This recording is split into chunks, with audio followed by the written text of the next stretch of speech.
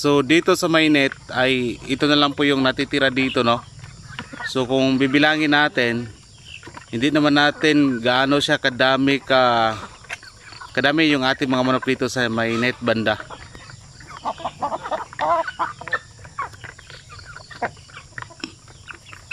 Yan. Actually pinapalaki ko dito yung iba para sa per kilo, at saka yung iba naman dito ay gagawin ko sila ng breeder tulad yan, yung sampin na yan. Yan, mga mag 3 months na yan yung sampin, mga 5 ata yan.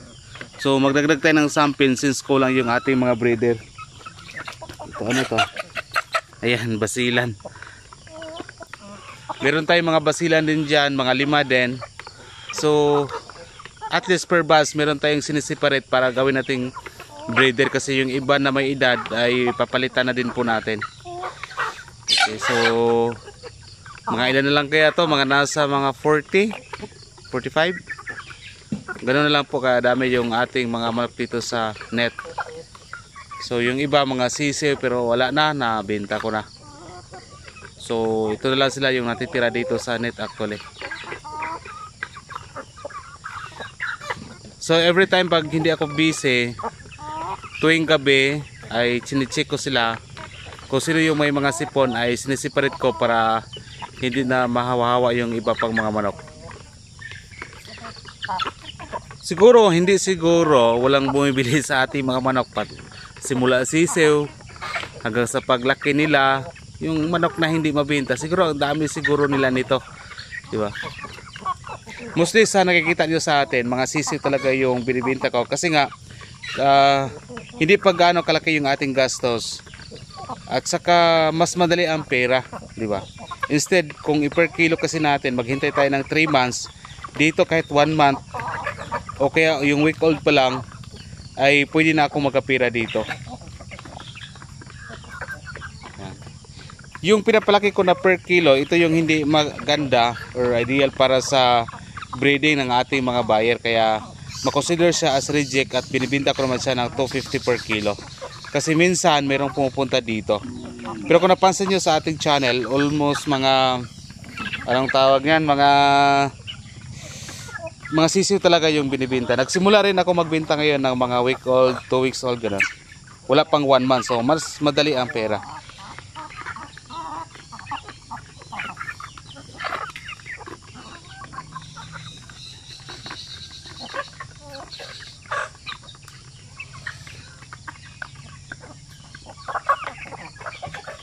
So actually maganda ito na problema dahil hindi tayo nahirapan sa pagbenta ng ating mga manok.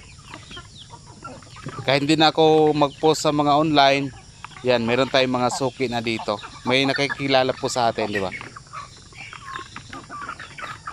Yan, tulad niyan, no, mga sampin.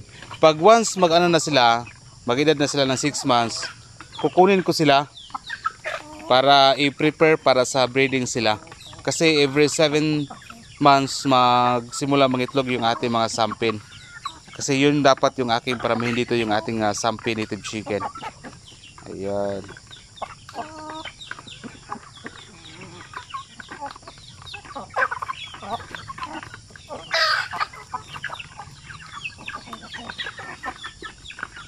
Ang native kasi ay hindi dapat sila nakukulong habang buhay. Ano sila dapat, hindi sila dapat naka-confine hanggang sa paglaki nila. So dapat naka-free range talaga sila, kasi yun yung taglay ng isang native chicken. Mas mabilis silang lumaki kapag yan, tulad ganyan, naka-free range sila, ganyan. Nakagalagala sila, di ba? So yun dapat ang sa native chicken.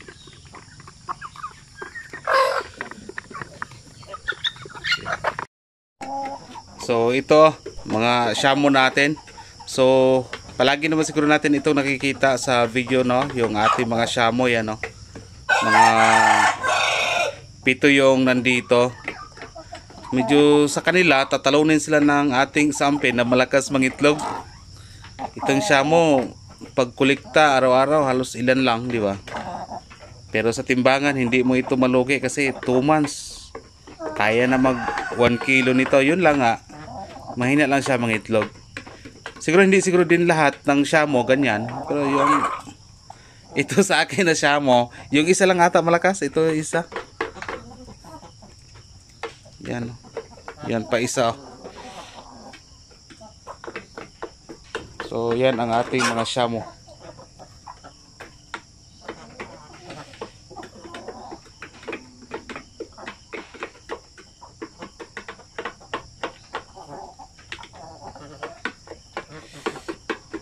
Ito isa, ang lakas mag-breed nito ng tandang na ginagamit ko rito. Malaki to, mga 4 kilos. Sobrang bigat. Tingnan natin yung ating sampi na.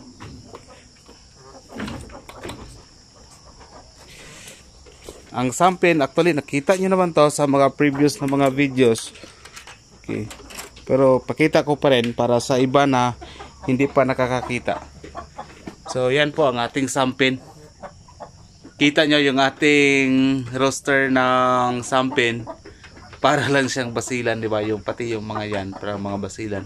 Kasi nga ang sampin, kung i-research ninyo ano ang sampin, ay meron siyang Huluano strain. So basilan at saka yung Huluano, iisang manok lang kasi yan sila, di ba? Yan no. Ang lakas nila mga itlog. Umabot na ng 25 pero ayaw pang maglimlim. 25 sa apat na yan, mga ilang 1 week lang ata. So nako, sobrang lakas mga itlog nila. Pero wala pang naglilimlim. Yun ang problema pag hindi ako gagamit ng incubator. Baka masira yung mga itlog ng ating mga sampin. Sayang yung pinapakain natin dyan sa kanila, di ba? Okay.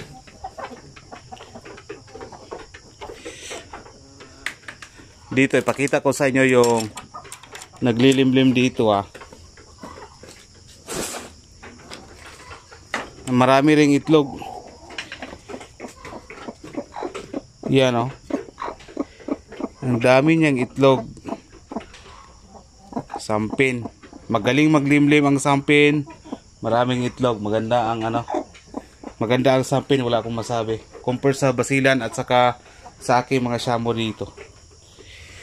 Dito rin meron din akong sampin. So at least makita nyo yung ating mga breeder ng sampin, Shamo, basilan. Dito 21 yung kanyang nilimliman, pero kayang-kaya. Hindi na lang natin istorbohin yung ating sampin. 21 yung kanyang nilimliman po dyan. Okay. Sa kabila. So kaya sa iba, huwag mag-alala kasi marami pa tayong next batch na mga sampin at saka basilan. So ito basilan, tingnan natin. Nasa mga 14 lang yung kanyang mga nilimliman po dyan. Okay. So marami pa naman ang ating mga next batch.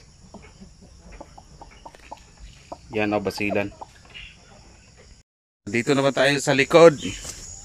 So pinapakita ko na lang sa inyo yung mga natitira natin na mga manok dito. Ayun. Kumakain pa, but actually naglimlim siya. Kaya nilagay ko dito. Tingnan natin itlog niya, ilan lahat. Yan basilan, 2, 4, 6, 8, 10, 12, 14. 14.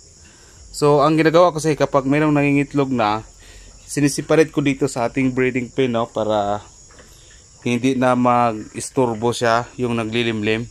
Tapos pag maglilimlim ng ilang araw, dapat wala ng mga anong tawag dyan, wala ng mga bago pang mga itlog para hindi masira ang mga itlog nila. So yan, ito ay basilan yan.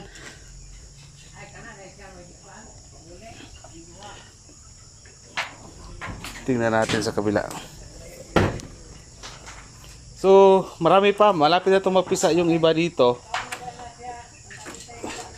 Ang dito banda, yan nakita nyo, hindi ko ito madalas binivideohan, pero yan medyo hindi maganda ang kanilang condition, kinukuha ko sila agad para hindi pa sila makahawa pa ng iba.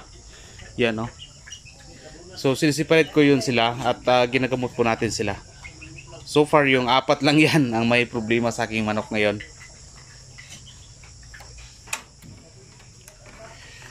Dito meron pa rin ako naglilimlim, kaya yun sa next batch marami-rami tayo.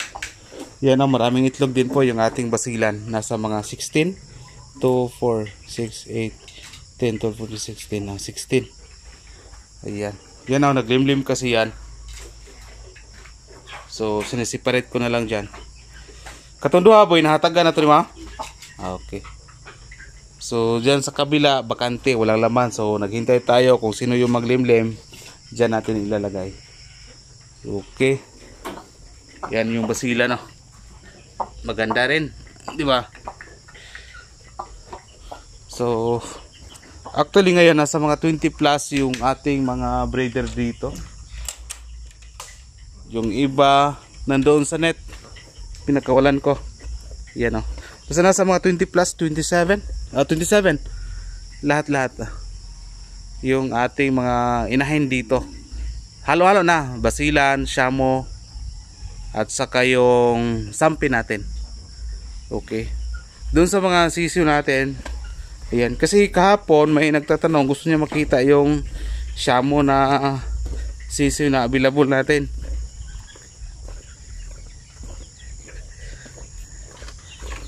Unahin natin yung shamo. Ito, sino ngayon ha? Sino yung naghahanap? Si Ben? Bibin siguro yan yung pangalan. Yan ang mga shamo. 1 month old, yan, 1 month old shamo. So malaki na rin, Pila ka bayi ari boy? Kuan mo boy, ari boy. Kani kay master kay ni si Buboy magtanaw bayi sa ilaki ani.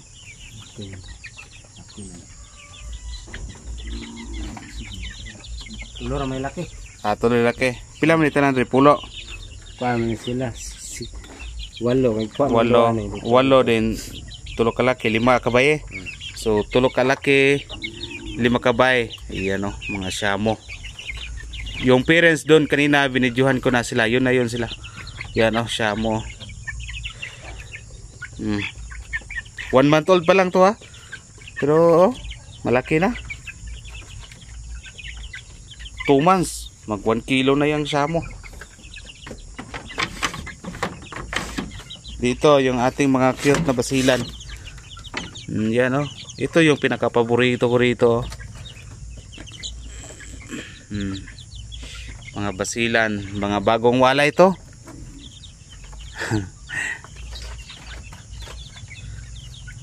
Yan.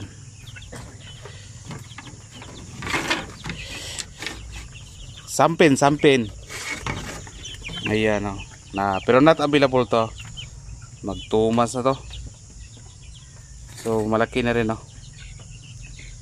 Okay. Doon tayo sa kabila. Yung iba wala na, out na yung iba. Dito, meron pa dito. Ayan, mga sampin din yan.